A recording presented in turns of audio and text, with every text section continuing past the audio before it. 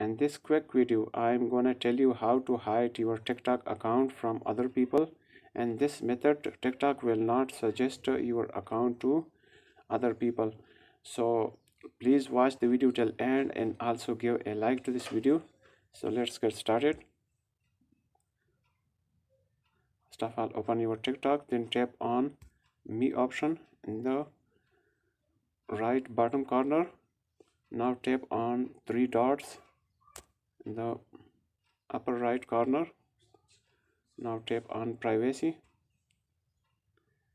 and here disable this option, suggest your account to others.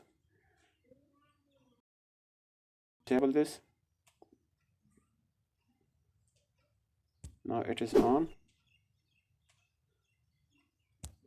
So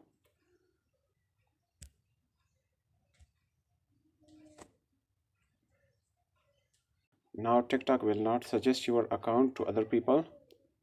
So I hope you will like this quick video and also subscribe to our channel. Thanks. Goodbye.